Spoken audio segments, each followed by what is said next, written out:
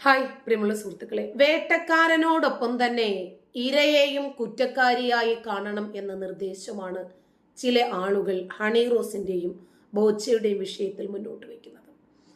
അതായത് ഓരോരുത്തരുടെയും സ്വാതന്ത്ര്യമാണ് അവരേത് വസ്ത്രം ധരിക്കണം എന്നത്.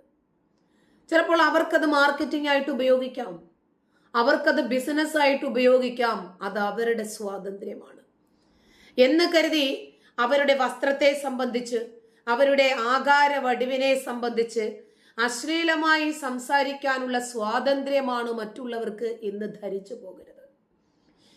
ബോച്ചെ ഹണി റോസ് വിഷയത്തില് സംവിധായകൻ പ്രതികരിച്ചത് നിങ്ങൾ കേട്ടിട്ടുണ്ടാകും. അപമാനവും അധിക്ഷേപവും അതിര് കടന്നപ്പോൾ പലതവണ മുന്നറിയിപ്പ് നൽകിയതാണ്. എന്നാൽ പണത്തിന്റെ അഹങ്കാരത്തിൽ വെല്ലുവിളിയോടുകൂടി അയാൾ അത് തള്ളിക്കളയുകയാണ് ഉണ്ടായതെന്നും ആലപ്പി അഷ്റഫ് തന്റെ യൂട്യൂബ് ചാനലിലൂടെ പറഞ്ഞു.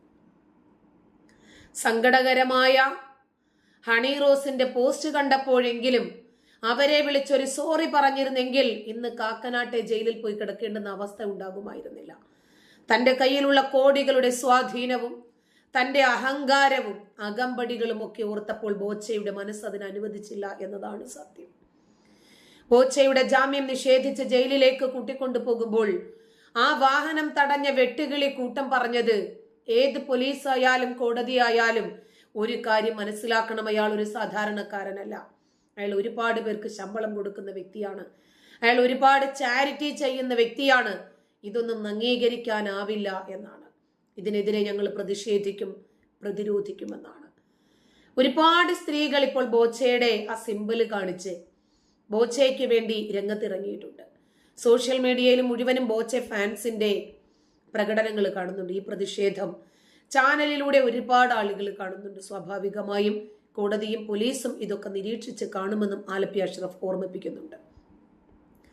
പ്രതിഷേധക്കാർക്കിടെ അവർക്ക് കൃത്യമായ രൂപത്തിൽ ഒരു മറുപടി ബഹുമാനപ്പെട്ട ഹൈക്കോടതിയിൽ നിന്നും കൃത്യമായി ലഭിച്ചിട്ടുണ്ട്. സാധാരണക്കാരനില്ലാത്ത ഒരു പരിഗണനയും അസാധാരണക്കാരനുമില്ല. നിയമത്തിന്റെ മുമ്പിൽ കോടികളുള്ളവനും ആയിരക്കണക്കിന് ലക്ഷക്കണക്കിന് ആളുകൾക്ക് ശമ്പളം നൽകുന്ന വ്യവസായിയും ഒക്കെ തുല്യരാകും. പണക്കാരൻ ഒരു നീതിയും പാമരന് മറ്റൊരു നീതിയും ഉണ്ടാവും. ബോച്ചയ്ക്കും ആ പരിഗണന തന്നെയാണ് വേണ്ടത്. ഹൈക്കോടതി ഇത് ഓർമ്മിപ്പിക്കുകയാണ് ചെയ്തത്. നിങ്ങൾ പണത്തിന്റെ ഹുങ്കിൽ വിശ്വസിക്കുന്നു, പോപ്പുലാരിറ്റിയിലും അണികളിലും വിശ്വസിക്കുന്നു, ഒരുപാട് ഫാൻസ് ഉള്ളത് കൊണ്ട് തനിക്ക് വേണ്ടി ശബ്ദമുണ്ടാക്കുമെന്ന് വിചാരിക്കുന്നു. പക്ഷേ നമ്മൾ ഇവിടുത്തെ നിയമവ്യവസ്ഥയിലാണ് വിശ്വസിക്കുന്നത്. ഹണി റോസ് പറഞ്ഞതിന്റെ അർത്ഥവും അത് തന്നെയാണ്. പണം, പ്രശസ്തി, സൗന്ദര്യം, ഫാൻസ് ഇതൊന്നുമല്ല. ഈ രാജ്യത്തിന്റെ നിയമത്തിൽ ഞാൻ വിശ്വസിക്കുന്നു എന്ന് ഹണി റോസ് പറഞ്ഞത് അവർക്ക് നീതി കിട്ടും എന്ന് ഉറപ്പായത് കൊണ്ടാണ്. ഉദ്ഘാടനവും അഭിനയവും കൊണ്ട് മാത്രം മുന്നോട്ട് പോകുന്ന വെറും ഒരു നടി മാത്രമല്ല ഹണി റോസ്. അതിബുദ്ധിമതിയായ ഒരു പെണ്ണാണ് എന്ന് ഈ കേസിന്റെ നാൾവഴികളിലൂടെ ജനങ്ങൾക്ക് മനസ്സിലായിട്ടുണ്ട്. സാധാരണക്കാരൻ കൊടുക്കുന്നത് പോലെ സ്റ്റേഷനിൽ പോയി ഒരു പരാതി കൊടുത്താൽ വാദി പ്രതിയായെന്ന് വരും. ഹണി റോസിന്റെ ഓരോ നീക്കങ്ങളും ബിസിനസ്സുകാരനായ ബോച്ചയുടെ ബുദ്ധിയേക്കാൾ മികച്ചതായിരുന്നു എന്നും സംവിധായകൻ ഓർമ്മിപ്പിക്കുകയാണ്. ഹണി റോസിന്റെ ആദ്യ പോസ്റ്റ് കണ്ടപ്പോൾ ബോച്ചെ ഒരുപക്ഷെ കരുതിയിട്ടുണ്ടാകാം, ഇവൾ ഇത്രയൊക്കെ ഉള്ളൂ. ബുദ്ധിയും കരുത്തുമുള്ള സ്ത്രീകൾ ഒരുമ്പെട്ടിറങ്ങിയാൽ പിന്നെ ബ്രഹ്മനും തടുക്കാനാവില്ല എന്ന ചൊല്ല് ഹണി റോസിന്റെ വിഷയത്തിൽ അന്വർത്ഥമായി. അതിന് ഉദാഹരണമാണ് കാക്കനാട് ജയിലിലെ 1-ാം നമ്പർ സെല്ലിൽ കിടക്കുന്ന സാധാരണക്കാരനല്ലാത്ത ആയിരക്കണക്കിന് ആളുകൾക്ക് ശമ്പളം കൊടുക്കുന്ന കോടി ഈശ്വരനായിട്ടുള്ള ബോച്ചെ. ഒറ്റയ്ക്ക് നടക്കുന്നതിനേക്കാളും കിടക്കുന്നതിനേക്കാളും ഇഷ്ടം ആൾക്കൂട്ടത്തിനോടൊപ്പം നടക്കുന്നതും കിടക്കുന്നതും ഇരിക്കുന്നതുമാണ് എന്ന് പലതവണ പറഞ്ഞ ഒരു വ്യക്തി കൂടിയാണ് ഇദ്ദേഹം. ഇവിടെയും ബോച്ചെ ഒറ്റപ്പെട്ടിട്ടില്ല. 5 റിമാൻഡ് പ്രതികൾ കൂട്ടിനുണ്ട്.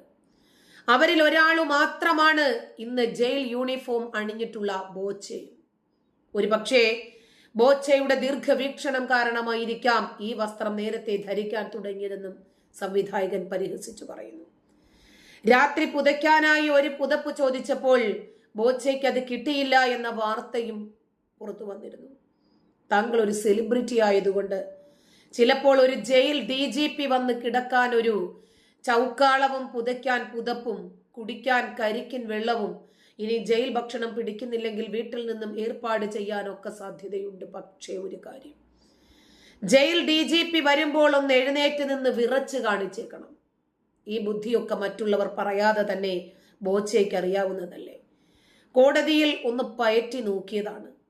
ഇനി ബോച്ചയെ ജയിലിൽ നിന്നും പുറത്തേക്ക് വരുമ്പോൾ വലിയ സ്വീകരണമുണ്ടാകും. കാരണം പുരുഷ സംരക്ഷണ സമിതിയുടെ ആളുകളൊക്കെ പറഞ്ഞിട്ടുണ്ട്, ബസ്സിലിരുന്ന് ഒരു പെണ്ണിനെ സ്വയംഭോഗം ചെയ്ത് കാണിച്ച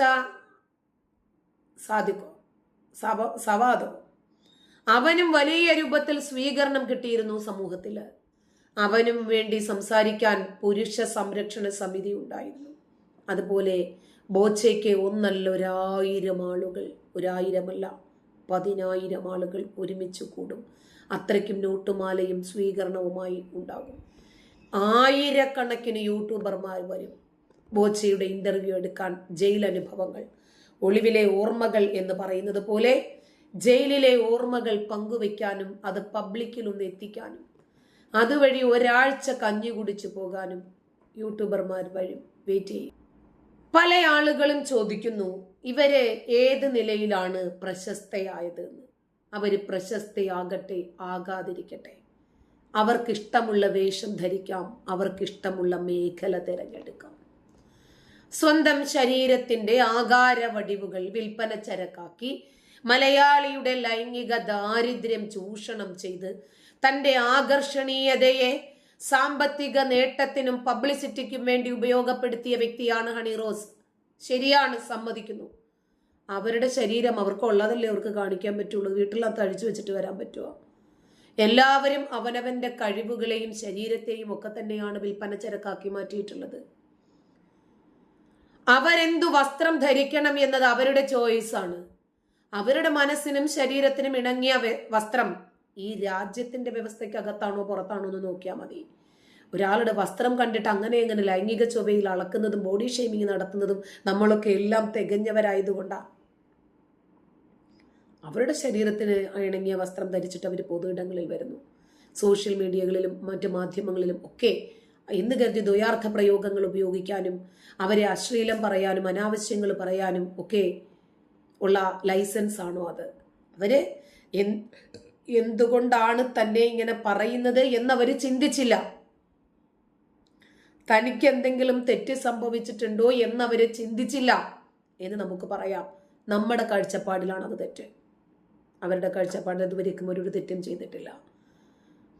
തന്റെ ഭാഗം എന്തുകൊണ്ട് വിമർശിക്കപ്പെടുന്നു എന്ന് ഹണി റോസ് ചിന്തിക്കാതെയാണ് എതിർ ശബ്ദങ്ങളെ അടിച്ചമർത്താൻ ചെയ്യുന്നത് എന്ന് എനിക്കും നിങ്ങൾക്കും പറയാം.